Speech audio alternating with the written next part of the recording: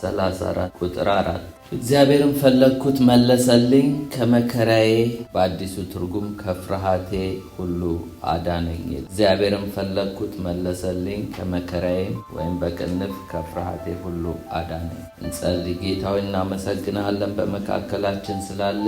አሁን ደግሞ በቃል ተናገረን፣ አስተምረን። እስካሁን ደግሞ ስትናገረን ስትመግበን አንተ ስትፈውሰን ነበር። አሁን ደግሞ በቃል ጌታ ሆይ ተናገረን። እኔም ባሪያ በፍጹም ግልጽነት መናገር እንድችል እርዳኝ በኢየሱስ ስም አሜን። እግዚአብሔርን ፈለግኩት መለሰልኝም ከመከራዬ በአዲሱ ትርጉም ከፍርሃቴ ነው የሚል። በእንግሊዘኛው I sought the Lord and he answered me, he delivered me from all my fears። ማንኛውም ፍርሃቴ ሁሉ አዳነኝ ነው። እግዚአብሔር ከፍርሃቴ ያድናል። ከፍርሃቴ ሁሉ አዳነኝ ነው የዛሬ ስብከቴ ርዕስ። he delivered me from all my fears የሚል ነው። እግዚአብሔር ከፍርሃቴ ሁሉ እንግሊዘኛውንም አዲሱንም ትርጉም ይዩት፣ ከፍርሃቴ ሁሉ አዳነኝ ነው የሚለው።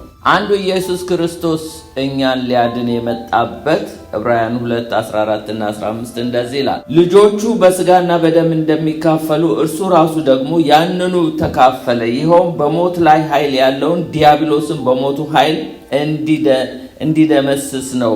እንዲሁ በሕይወት ዘመናቸው ሁሉ በሞት ፍርሃት ባርነት የታሰሩትን ነፃ እንዲያወጣ ነው ይላል። ኢየሱስ ክርስቶስ አንዱ ማዳኑ ከፍርሃት ነው። ከፍርሃት በተለይ ሞትን ከመፍራት እና ስለዚህ እግዚአብሔር ከፍርሃት ያድናል። ከፍርሃቴ ሁሉ አዳነኝ ነው የሚለው ዳዊት። የእግዚአብሔር ቃል ኢሳይያስ 8:13 ላይ እንደዚህ ይላል፣ ነገር ግን የሠራዊት ጌታ እግዚአብሔርን ቀድሱ ካለ በኋላ የሚያስፈራችሁና የሚያስደነግጣችሁ እርሱ ይሁን፣ ሌላ ነገር አያስፈራችሁ፣ እግዚአብሔር ብቻ ያስፈራችሁ ይላል። ማቴዎስ 10:28 ላይ ጌታ ኢየሱስም እንደዚህ አለ፣ ስጋን የሚገሉትን ነፍስን ግን መግደል የማይቻላቸውን አትፍሩ፣ ይልቁኑ ነፍስን ስጋንም በገሃነም ሊያጠፋ የሚችለውን ፍሩ ይላል። የሚያስፈራ ማን ሊሆን ይገባል? እግዚአብሔር ብቻ ነው። የዚህ የዳዊት መዝሙር 34ን በሙሉ ስትመለከቱት ዳዊት መቼ ነው የዘመረው የሚለውን ስንመለከት ዳዊት የዘመረበት አንደኛ ሳሙኤል ምዕራፍ 21 ላይ በችግር ውስጥ ካለፈ በኋላ ነው። በአንደኛ ሳሙኤል ምዕራፍ 21 ላይ አውዱ የመጽሐፉ አውድ መቼ እንደዘመረ ሲናገር ዳዊት በአንኩስ ወይም ደግሞ የጌት ንጉስ ፊት እብድ መስሎ ከታየ በኋላ የዘመረው ዝማሬ። እስቲ ላንብብላችሁ አንደኛ ሳሙኤል 21:8 ጀምሬ። ዳዊትም አቢሜሌክን ሊቀ ካህኑን ነው የንጉስ ጉዳይ ስላስቸኮለኝ ሰይፍ መሳሪያ አላመጣሁምና በአንተ ዘንድ ጦር ወይም ሰይፍ አለ ወይ አለው። ካህኑም በኤላ ሸለቆ የገደልኸው የፊሊስጤማዊ የጎልያድ ሰይፍ እንሆ በመጎናጸፊያ ተጠቅልሏል፣ ከዚያም ከኤፍዱ በኋላ አለ፣ ትወድም እንደሆነ ውሰደው፣ ሌላ ከዚህ የለም አለ። ዳዊትም እንደርሱ ያለ የለም፣ እርሱን ስጠኝ አለው። ዳዊትም ተነሳ፣ በዚያን ቀን ሳኦልን ፈርቶ ሸሸ ይላል። እስቲ ይሄንን በደንብ አድርጋችሁ አስምሩልኝ። ዳዊት ሳኦልን ፈርቶ ሸሸ ይላል። አንዱ እንግዲህ ከፍርሃት የዳነበትን ነው መዝሙር የምናየው እዚህ ጋር። ወደ ጌት ንጉስም ወደ አንኩስ ሄደ ይላል። አንኩስም ባሪያዎች ይህ ዳዊት የሀገሩ ንጉስ አይደለምን? ሳኦል ዳዊትን እልፍ ገደለ ብለው ሴቶች በዘፈን የዘመሩለት እሱ አይደለምን አሉ። ዳዊትም ይህን ቃል በልቡ አኖረ ካለ በኋላ የጌትም ንጉስ አንኩስን እጅግ ፈራ ይላል። አይገርማችሁ? ሳኦልም ፈርቶ ነው የሸሸው። አሁን ደግሞ የሸሸበትን ቦታ የሚያስፈራ ነው።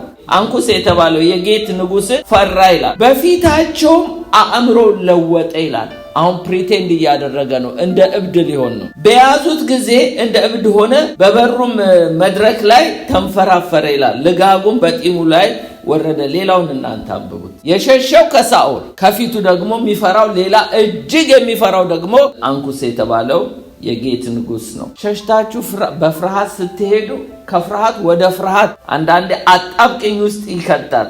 ለዚህ ነው ዳዊት መዝሙር 34ን በሙሉ ብታነቡት ዳዊት እንዴት ከሳኦል ፈርቶ እንደሸሸና እንዴት ደግሞ የጌት ንጉስ አንኩስን እጅግ እንደፈራ፣ ሁለት የሚያስፈሩ ንጉሶች ከኋላው ተከትሎት ከፊቱም ሌላ ሆኖ በዚህ ውጣ ውረድ ውስጥ ካለፈው በኋላ የዘመረው ነው። ለዚህ ነው እግዚአብሔር ከፍርሃቴ ሁሉ አዳነኛል። እግዚአብሔር ከፍርሃት ሁሉ ያድናል። አሜን። መዝሙር 34 እንግዲህ በአራት ይከፈላል። ከ1 እስከ 3 የሚታየው ለማመስገን ውሳኔ ወይም ደግሞ ዲሲሽን ቱ ፕሬዝ የሚለውን እናያለን። ከ4 እስከ 7 እግዚአብሔር ከፍርሃት ያድናል የሚለውን ነው፣ ጋድ ዴሊቨር ፍሮም ፊር። ከ8 እስከ 14 በእግዚአብሔር የመታመን ግብዣ፣ እግዚአብሔርን የመታመን ግብዣ an invitation to trust in God የሚለው እናያለን። ሌላው ከ15 እስከ 22 እግዚአብሔር ለጻድቃን ያለውን እንክብካቤ እናያለን። God's care for the righteous የሚለው እናያለን። እስቲ ከ1 እስከ 3 እንመልከተው። ለማመስገን ውሳኔ a decision to praise። እንደነው ዳዊት በእንደዚህ አይነት ፍርሃት ውስጥ አልፎ ለማመስገን የወሰነው? ምናልባት ከቁጥር 1 ጀምሬ ያነባዋለሁ ከ1 እስከ 3። ዳዊት በፍርሃት ውስጥም ሆኖ ሊያመሰግን ይችላል፣ ከወጣም በኋላ ሊያመሰግን ይችላል። ይሄ ምስጋና ስንመለከተው ወስኖ ነው ሄደው። ዛሬ እስቲ እግዚአብሔር መወሰን ይስጠን እግዚአብሔርን ለማመስገን። ከ1 እስከ 3 አነባዋለሁ። እግዚአብሔርን ሁል ጊዜ ባርከዋለሁ፣ ሁል ጊዜ መቼም ቢሆን ምስጋናውን ዘወትር በአፌ ነው አለ። ነፍሴን በእግዚአብሔር ትከብራለች፣ ገሮች ሰምተው ደስ ይላቸዋል። እግዚአብሔር ከኔ ጋር ታላቅ አድርጉት፣ በአንድነት ስሙን ከፍ እናድርጋለን። አያችሁ፣ ዳዊት እግዚአብሔርን ሁል ጊዜ እባርከዋለሁ። ይሄ ዲሲሽን ነው። እግዚአብሔር ይርዳ። ዳዊት እኮ ተመችቶት አይደለም፣ ፈርቶ እኮ ነው። እዚህም ንጉሱ የሚያስፈራው ነው። ሳኦልም እዚህ ጦር ይሰብቅበታል፣ ያሳድደዋል።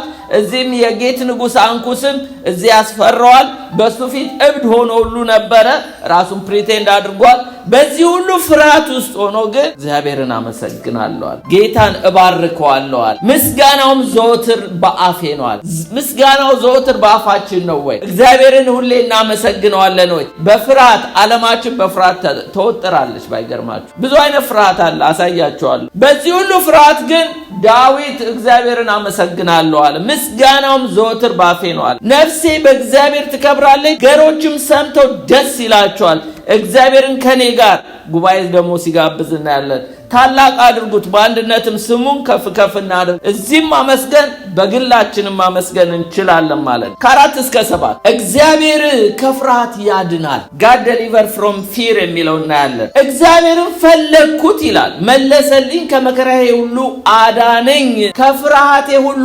ይሄንን በደንብ አድርጋችሁ አስምሩበት። ከመከራዬ ሁሉ የሚለው ስፔሲፋይ ሲያደርገው ከፍርሃቴ ሁሉ አዳነኝ። ከጌት ንጉስ ከአንኩስ እንደገናም ደግሞ ከሳኦል ፍርሃት እንዴት እንዳዳነው ከዚህ ሁሉ አድኖት የዘመረው ነው መዝሙር 34 በሙሉ ሄዳችሁ ብታነቡት ባክግራውንድ። ስለዚህ አዳነኝ፣ I sought the Lord and he heard me፣ ሰማኝ ነው የሚለው። he delivered me from all my fears ይላል። ወደ እርሱ ቅረቡ ያበራላችሁማል፣ ፊታችሁም አያፍርም። ይህ ችግረኛ ጮኸ፣ እግዚአብሔርም ሰማው፣ ከመከራ ሁሉ አዳነው። የእግዚአብሔር መልአክ በሚፈሩ ሰዎች ዙሪያ ነው። ሁለት አይነት ፍርሃት ነው እዚህ ያለው። አንደኛው ጋድሊ ፊር፣ ሁለተኛው ኔጌቲቭ ፊር ነው። ኔጌቲቭ ፊሩ ከፍርሃት አዳነኝ የሚለው። ጋድሊ ፊር ግን መልአኮች ሁሉ እግዚአብሔርን በሚፈሩት ሰዎች ዙሪያ ይሰፍራሉ ይላል። ሁለት አይነት ፍርሃት አለ። ሁለቱም የስፒሪት ነው። አንደኛው ጋድሊ ፊር ነው፣ ይሄ እግዚአብሔርን የሚፈሩ የተባሉ መልአኮች በዙሪያው የሚሰፍሩበት። ሌላው ግን ከፍርሃቴ አዳነኝ የሚለው። ሁለት አይነት ፊር እንዳለ እናያለን። እዚህ ጋር እንግዲህ ዳዊት የሚለው ምንድነው? እግዚአብሔርን ፈለግኩት ይላል። እግዚአብሔርን ፈለግኩት መለሰልኝ ይላል። እግዚአብሔርን ፈለግኩት መለሰልኝም፣ እንደገና ከመከራዬ ሁሉ አዳነኝ ይላል። እግዚአብሔርን መፈለግ ይብዛልን።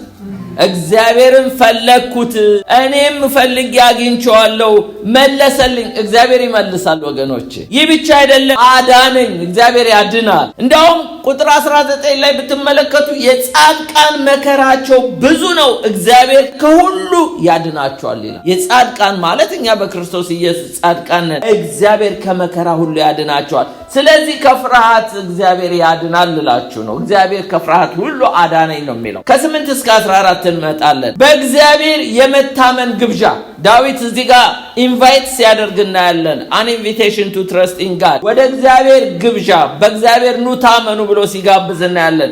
ከ8 ጀምሮ እግዚአብሔር ቸር እንደሆነ ቅመሱ። ይሄ ማለት በቃል በትምህርት ብቻ እግዚአብሔር ጋር ኑ ማለቱ አይደለም። ፕራክቲካል ኑና ቅመሱት፣ እኔ ቀምሼዋለሁ እያለን ነው። ለምን? አይቶታላ ከሳኦል ፍርሃት ሲያድነው፣ አይቶታላ ከጌት ንጉስ ከአንኩስ ሲያድነው።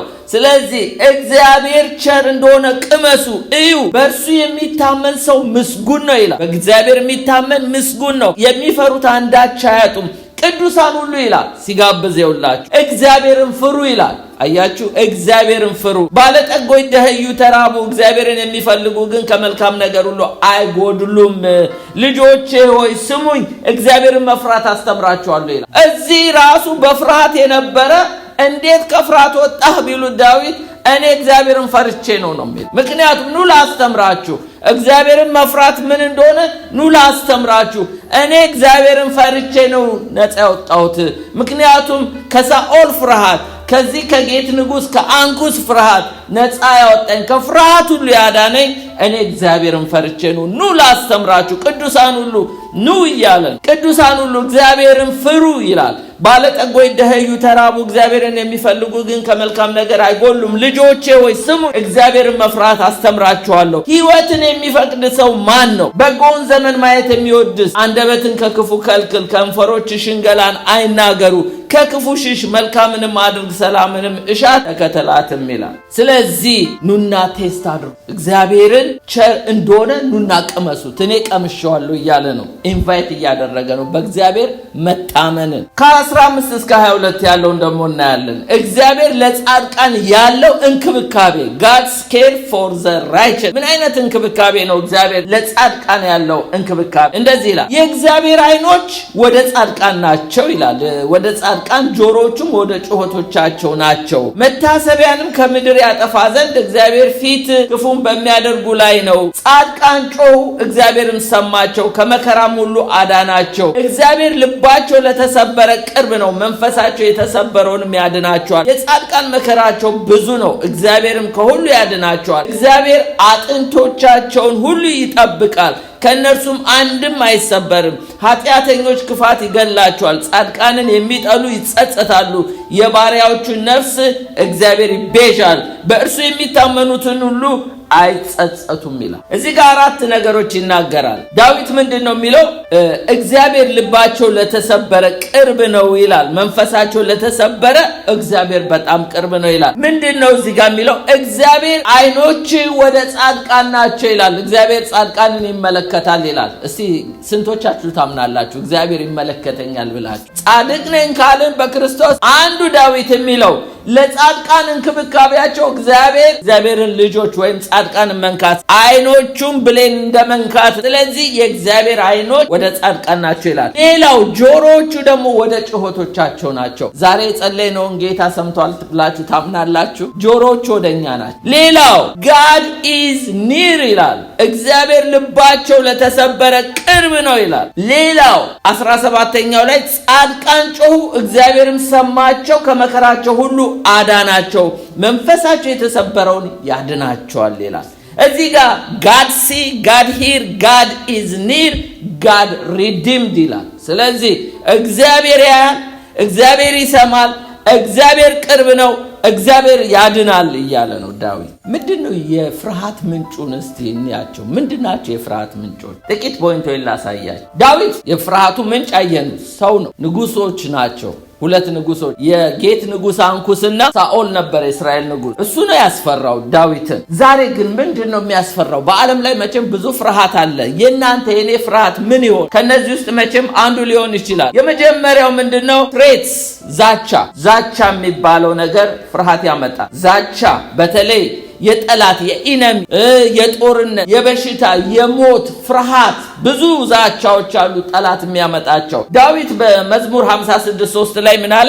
እኔ ግን ፈራው ባንተ ታመንኩ ይላል። ፈርቷል ዳዊት አይዋሽ። እኔ ፈራው ግን ባንተ ታመንኩ ይላል። የእስራኤልን ሕዝቦች ትዝ ይላቸዋል የጎልያድ ዛቻ እንዴት እንዳስፈራቸው። አንደኛ ሳሙኤል ምዕራፍ 17:11 ላይ ሳኦልም እስራኤል ሁሉ እንዲህ የሚላቸውን የፊሊስጤማውያን ቃል በሰሙ ጊዜ እጅግ ፈሩ፣ ደነገጡ ይላል። ጎልያድ የእስራኤልን ሕዝብ ሁሉ አስፈርቶት አስደንግጦት ነበር። ዛቻ ያስፈራል። ዛቻ ፍርሃት ያመጣል። ዳዊት ግን መጣና ምን አለ?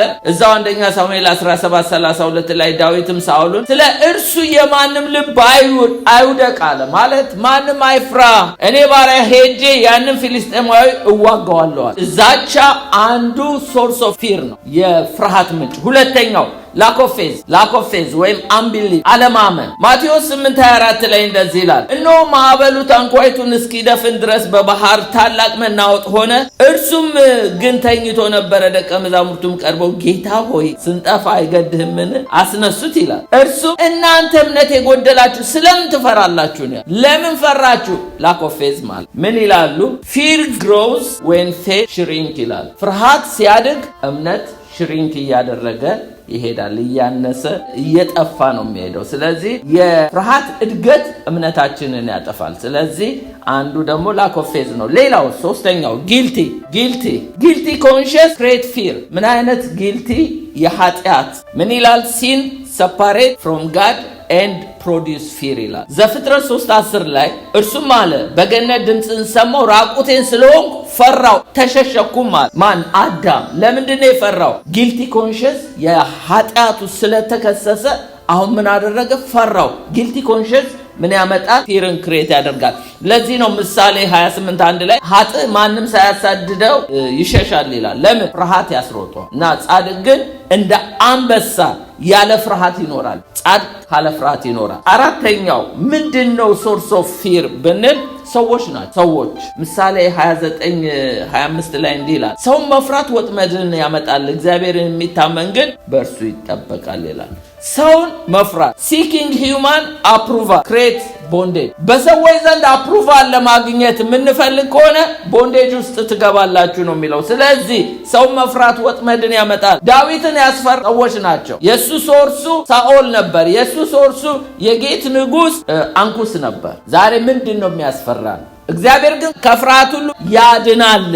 አዳነኝ ነው የሚለው። ዛሬ ከፍርሃት ሁሉ ያድነናል። አሜን። ሌላው አንሰርቴኒቲ አባውት ፊውቸር፣ ስለ ነገ ማሰብ፣ ስለ ነገ መፍራት። የነገ ነገር ለማናውቀው እኮ ነገ እኮ ምን እንደሆነ አናውቅም። የነገ ነገር የሚያስፈራን አንኖን ለሆነ ነገር ምን ይላል? ማቴዎስ 6:34 ላይ ነገ ለራሱ ይጨነቃል፣ ለነገ አትጨነቁ፣ ለቀኑ ክፋቱ ይበቃዋል አለ ጌታ ኢየሱስ። ስለ ነገ አትጨነቁ፣ ነገን አታውቁት ምን እንደሚሆን። ስለዚህ እናንተ ለማታውቁት ነገ አትጨነቁዋል። ፊልጵስዩስ 4:6 ላይ እንደዚህ ነው የሚለው፣ do not be anxiety about anything። ጌታ ቅርብ ነውና በነገር ሁሉ በጸሎት በምልጃ ከምስጋና ጋር በእግዚአብሔር ዘንድ ልመናችሁን አስታውቁ እንጂ በአንዳች አትጨነቁ። ስለዚህ በምንም ነገር አትጨነቁ ይላል። Anxiety often comes from trying to control the future። አንዳንድ ጊዜ ስጋቶች ፊውቸራችንን ኮንትሮል ያደርጉት፣ ነጋችንን እንዳና ያጨልሙብናል። ለምን? ስጋት ይሄንን ያመጣል። ስድስተኛው ምንድነው? ሶርስ ኦፍ ፊር ስፒሪት ነው። ዘ ስፒሪት ኦፍ ፊር አንዱ ሰይጣን ነው። ያው ታውቁታላችሁ፣ ኔጌቲቭ ፊር። ሁለተኛ ጢሞቴዎስ 1:7 ላይ እንዲህ ይላል፣ እግዚአብሔር የኃይልና የፍቅር ራስን የመግዛት መንፈስ እንጂ የፍርሃት መንፈስ አልሰጠንም። የፍርሃት መንፈስ አለ ማለት ነው። የፍርሃት መንፈስ ስላለ እንዳውም ሰይጣን የድንጋጤ ንጉስ ነው የሚባል፣ ብዙ ሰዎችን እያስደነገጣቸው ነው። በወንዝ አገኘዋት በምን አገኘዋት እያለ ፖሰስ የሚያደርግ። ስለዚህ የድንጋጤ ንጉስ ነው። ባይ ዘ ዌይ ጋድሊ ፊርም አለ።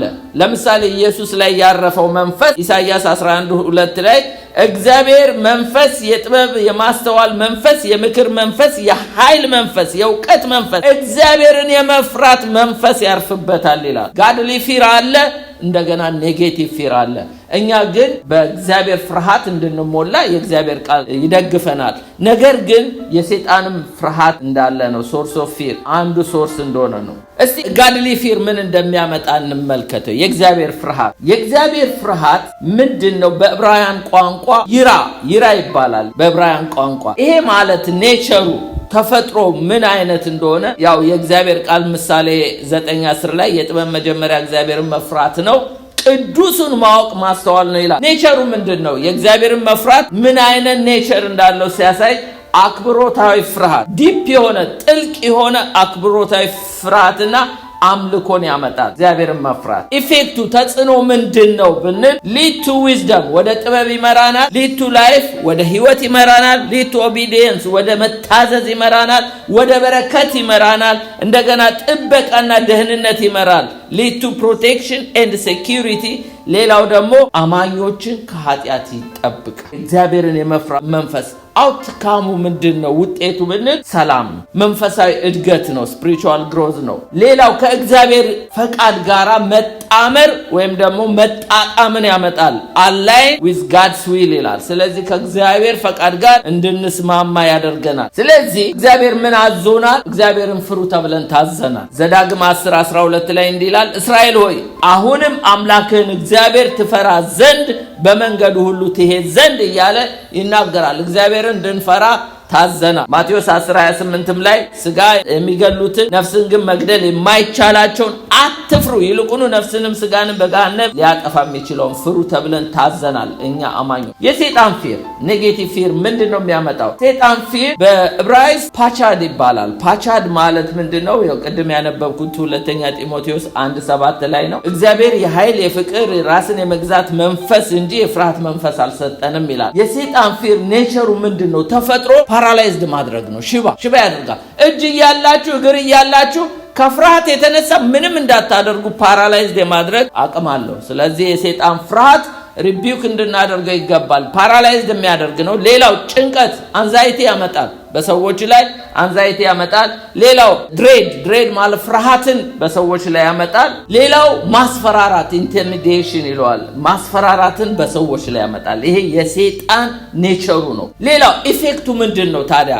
የሰይጣን ተጽዕኖ ምንድን ነው? ፍርሃት ባመጣ ጊዜ ሰይጣን ተጽዕኖ ወደ ምን ያመጣል? ወደ ምን ሊድ ያደርገናል ብንል ወደ ጥርጣሬ ይመራል፣ ሊቱ ዳውት። ሌላው ወደ እስራት ቦንዴጅ፣ ወደ እስራት ይመራናል። ሌላው ዲስትራክሽን ወደ ጥፋት ይመራናል። ሌላው ወደ ሞትም ሊያመራ ይችላል። ብዙ ሰዎች ዲፕሬሽን ውስጥ ሲገቡ ራሳቸውን ሱሳይድ የሚያደርጉት የሰይጣን ፍርሃት ነው። አማኞች ላይ ሰይጣን ምንድነው የሚያመጣው?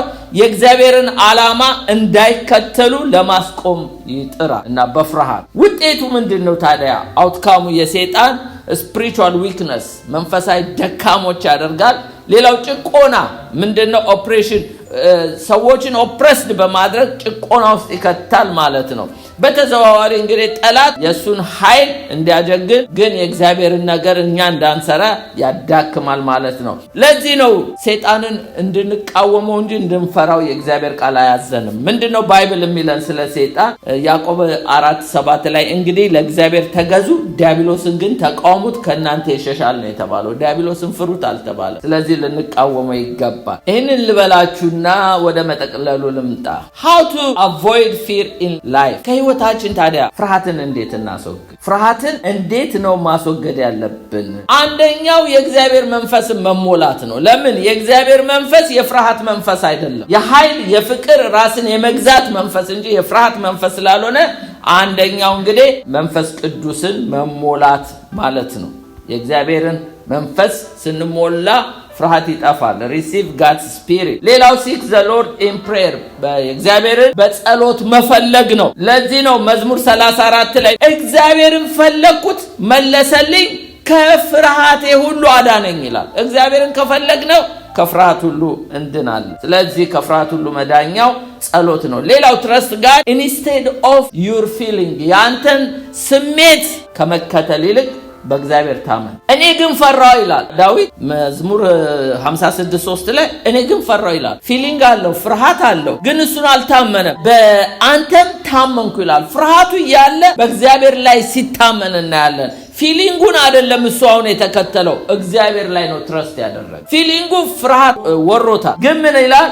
እኔ ግን ፈራው በአንተ ግን ታመንኩ። ስለዚህ ነው ትራስት ጋድ ኢንስቴድ ኦፍ ዩር ፊሊንግስ የሚለው። ምን ይላሉ መሰላችሁ? ፊር ሜይ ካም፣ ፍርሃት ሊመጣ ይችላል፣ በት ትረስት ኢን ኤ ቾይስ፣ መታመን ግን ምርጫ ነው። ፍርሃት ይመጣል፣ ግን መታመን በእግዚአብሔር ላይ ምርጫ ነው። እሱ የእናንተ ምርጫ ነው ይላል። ሌላው ሶሉሽኑ ምንድነው? ፎከስ ኦን ጋድስ ፕሬዘንስ፣ በእግዚአብሔር ህልውና ላይ ፎከስ ማድረግ። ኢሳይያስ 41:10 ላይ እኔ ከአንተ ጋር ነኝ አትፍራ ይላል እግዚአብሔር። እኔ አምላክ ነኝ አትደንግጥ፣ አበረታሃለሁ፣ እረዳሃለሁ፣ በጽድቄ ቀኝ ደግፌ ይዘሃለሁ። ስለዚህ በእግዚአብሔር ፕሬዘንስ ላይ አብሮነት ላይ ፎከስ አድርግ ፍርሃት እንዲጠፋ ከፈለግ። ሌላው ፊል ዩር ማይንድ ዊዝ ትሩዝ በእግዚአብሔር እውነት መሞላት። ኢሳይያስ 26:3 ላይ በአንተ ታምናለችና በአንተ ለምትደገፍ ነፍስ ፈጽመ በሰላም ትጠብቃታለህ ይላል። በእግዚአብሔር የሚታመን ፊል ዩር ማይንድ ዊዝ ትሩዝ በእግዚአብሔር እውነት ላይ መታመን ይጠብቀናል፣ ከፍርሃት ይጠብቀናል። ሌላው ዎክ ኢን ላቭ በፍቅር መመላለስ ከፍርሃት ይጠብቃል። ፐርፌክት ላቭ ካስት አውት ፊር ይላል። ፍጹም ፍቅር ፍርሃትን አውጥቶ ይጥላል። በእግዚአብሔር ፍቅር ስንመላለስ ስድስተኛው ከፍርሃት ሁሉ ነፃ እንወጣለን ማለት ነው። ሰባተኛው ምን ይላል? ፊር ዘ ሎርድ ኢንስቴድ ኦፍ ሰርከምስታንስ ሁኔታዎች ላይ ከመታመን ይልቅ በእግዚአብሔር ላይ ታመን ይላል። ምሳሌ 9:10 ላይ ምን ይላል? የጥበብ መጀመሪያ እግዚአብሔርን መፍራት ነው፣ ቅዱሱን ማወቅ ማስተዋል ነው ይላል። አንዳንድ ጊዜ ሰርከምስታንሶችን ሁኔታዎች ላይ ከመደገፍ ይልቅ በእግዚአብሔር በራሱ ላይ ምክንያቱም ሁኔታዎችን ስናይ እንፈራለን። ጴጥሮስ ትዝ ይላቸዋል በውሃ ላይ ሲሄድ ጀምሮ በፍርሃት ውስጥ እንደተዋጠ። ዳዊት እንግዲህ እንዴት ከፍርሃት ዳነ? ዳዊት እንዴት ከፍርሃት ዳነ? እግዚአብሔርን በመፍራት ከፍርሃት ውስጥ እንደወጣ እናያለን። መዝሙር 34:4 ላይ ምን ይላል? እግዚአብሔርን ፈለግኩት መለሰልኝ፣ ከመከራዬ ሁሉ አዳነኝ ይላል። ከመከራዬ ሁሉ የሚለው ከፍርሃቴ ሁሉ አዳነኝ ነው የሚለው። ለምን አይታችሁ እንደሆነ ዳዊት ፍርሃት ነበረበት። እዚህ ጋር ግን ከፍርሃቱ ሁሉ ያዳነው እግዚአብሔርን ስለፈራ ነው። መዝሙር 34:4 ላይ ከፍርሃቴ ሁሉ አዳነኝ የሚለው መልሱን እዛው ሲነግረን ምን ይላል? መዝሙር 34:8-9 እግዚአብሔር ቸር እንደሆነ ቅመሱ እዩ፣ በእርሱ የሚታመን ሰው ምስጉን ነው። የሚፈሩት አንዳች አያጡም። ቅዱሳን ሁሉ እግዚአብሔርን ፍሩ። ልጆቼ ስሙኝ፣ እግዚአብሔርን መፍራት አስተምራቸዋለሁ የሚል እግዚአብሔርን በመፍራት ፍርሃትን እንዳሸነፈ ነው። እግዚአብሔርን መፍራት ይብዛልን። ፍርሃት በፍርሃት ሲሸነፍ እናያለን። ዳዊት እግዚአብሔርን ፈርቶ እንዴት አሸነፈ ነው። ሌላ 3 ፓትርያርኮች ላሳያችሁ። አብርሃም ፈርቶ ነበር፣ ኤሊኤዘር ይወርሰኛል ብሎ። እንደገና ደግሞ ይስሐቅ ፈርቶ ነበረ። በምንድነው? በጌርጌራ ሚስቱን ርብቃ ንጉሱ ሊወስድበት ሲል ይገሉኛል ብሎ ፈርቶ ነበር። ያዕቆብ ደግሞ ኤሳው ይገለኛል ብሎ ፈርቶ ነበር። 3ቱም ፈርተው ነበር። ግን ከፍርሃት እንዴት ዳኑ? እንዴት ከፍርሃት ዳኑ ስንል ዘፍጥረት 31:42 ላይ እንደሚል ቃል አለ። የአባቴ የአብርሃም አምላክ አለ። ያዕቆብ ነው የሚናገረው፣ ለላባ ነው የሚነግረው። የአባቴ የአብርሃም አምላክ የይስሐቅ ፍርሃት ከኔ ጋር ባይሆንስ ዛሬ ባዶ እጄን በሰደድከኝ ነበር። እግዚአብሔር መከራዬን የእጆቼን ድካም አየ፣ ትናንትም ገሰጻለ። እዚህ ጋር ምንድነው የሚለው? አብርሃም እግዚአብሔርን ፈርቶ ይስሐቅ እግዚአብሔርን ፈርቶ እኔም የነሱን አምላክ ፈርቼ እሱን ፈርቼ ስለነበረ እግዚአብሔር ትላንት መጥቶ ገሰጸ እንጂ እንዳንተማ ቢሆን አለው ላባን ባዶ እጄን ልትልከኝ ነበረ። ነገር ግን የአባቴ የአብርሃም አምላክ የይስሐቅ ፍርሃት ከኔ ጋር ባይሆን ኖሯል። ከያዕቆብ ጋር ለካስ የአብርሃምን አምላክ የይስሐቅን አምላክ ያዕቆብም ይፈራ ነበረ እና አክብሮ እግዚአብሔርን ፈርቶ በላባ ፊት ተመላልሶ ነበረ። እግዚአብሔር ባዶ እጄን አልሰደደም፣ እሱን ፈርቻለሁና አንተ ግን አለው፣ አንተ ግን ባዶ እጄን ልትልከኝ ነበር አለ። ሲማማሉ ምን አለ እዛው 53 ላይ የአብርሃም አምላክ የናኮር አምላክ የአባቶቻቸው አምላክ በእኛ መካከል ይፍረድ ካለ በኋላ ያዕቆብ በአባቱ በይስሐቅ ፍርሃት ማለት በይስሐቅ ፈራት ሳይሆን በይስሐቅ አምላክ እንዴት ፈርቶ እንደማለ የአባቶቹን አምላክ እንደሚፈራ ያዕቆብ ይናገር። ማጠቃለያ 2 ነገሮች ያሳያችሁና ጨርሳለሁ። ሌላው በአዲስ ኪዳን በጣም የፈራ ሰው ጳውሎስ ነበረ። 2 ቆሮንቶስ 11:26 ብትመለከቱ ብዙ ጊዜ በመንገድ ሄድኩ፣ በወንዝ ፍርሃት፣ በወንበዴ ፍርሃት፣ በወገኔ በኩል ፍርሃት፣ በአሕዛብ በኩል ፍርሃት፣ በከተማ ፍርሃት፣ በምድረ በዳ ፍርሃት፣ በባህር ፍርሃት፣ በውሸተኛ ወንድሞች በኩል ሁሉ ፍርሃት ነበረብኝ። ጳውሎስ ፍርሃት ነበረበት። 1 ቆሮንቶስ 2:3 ላይ ሄዳችሁ ደግሞ ስትመለከቱ እንዴት በእነሱ መካከል እየፈራ እንዳገለገለ ይናገራል። እኔ በድካም በፍርሃት በብዙ መንቀጥቀጥ በእናንተ ዘንድ ነበርኩ ይላቸዋል። ግን ከፍርሃቱ ደግሞ ከዚህ ሁሉ ፍርሃት ያዳነው እሱም እግዚአብሔርን ስለፈራ። እግዚአብሔርን መፍራት ይብዛል። ከፍርሃት ለመዳን እግዚአብሔርን መፍራት። አንዳንድ እሾህም በእሾህ ነው ይላሉ። እግዚአብሔርን በመፍራት የሚያስፈሩን ነገሮች ሁሉ ከኛ ይወድቃሉ። ሁለተኛ ቆሮንቶስ 5:11 ላይ እንዲህ አለ ጳውሎስ፣ እንግዲህ የጌታ ፍርሃትን አውቀን ይላል ሰዎችን እናስረዳለን፣ ለእግዚአብሔር ግን የተገለጥን በሕሊናችሁም የተገለጥን እንደሆንን ተስፋ አደርጋለሁ ይላል። እንግዲህ የጌታ ፍርሃትን አውቀን ይላል ጳውሎስ። እግዚአብሔርን በመፍራት ነበር የሚያገለግለው። እንዳውም ቆሮንቶስ ውስጥ እንዲቆይ ጌታ መጥቶ ሲነግረው ምን አለው? ሐዋርያት ሥራ ምዕራፍ 18:9 እና 10 ጌታ በሌሊት በራእይ ጳውሎስን እኔ ካንተ ጋር ነኝ፣ ማንም ክፉ ሊያደርግብህ የሚነሳ የለም፣ አትፍራ አለው ጳውሎስን። በጣም ፈርቶ ነበር በቆሮንቶስ ውስጥ እና አትፍራ፣ ነገር ግን ተናገር፣ ዝም አትበል፣ በዚህ ከተማ ብዙ ሕዝብ አሉኝ አለው።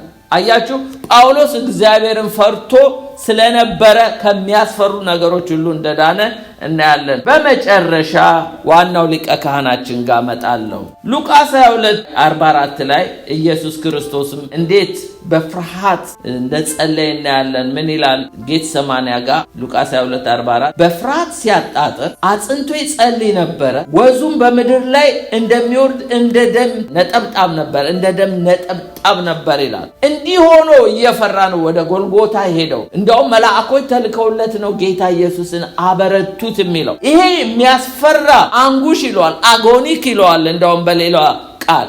እና በእንደዚህ አይነት አስጨናቂ ሁኔታ ያለፈ ጌታ ዕብራውያን ሲጽፍልን ምን አለ ስለ ጌታ? ዕብራውያን 5:7 ላይ እርሱ በሥጋው ወራት ከሞት ሊያድነው ወደሚችል ከብርቱ ጩኸትና ከእንባ ጋር ጸሎትን ምልጃን አቀረበ፣ እግዚአብሔርን ስለመፍራቱ ተሰማለን። ማን? ኢየሱስ። እግዚአብሔርን መፍራት ፍርሃት እንድናሸንፍ ያደርጋል። እግዚአብሔር ይርዳል። ዛሬ ቤተክርስቲያን በብዙ ሽንፈት ውስጥ አለች፣ በብዙ ፍርሃት ውስጥ አለች። ብዙ ነገሮች ያስፈሩናል። ለምንድን? እግዚአብሔርን ሰው ቢፈራ ግን ፍርሃትን በፍርሃት ማሸነፍ ይችላል። ጌታ ይባርካችሁ። ጨርሻለሁ።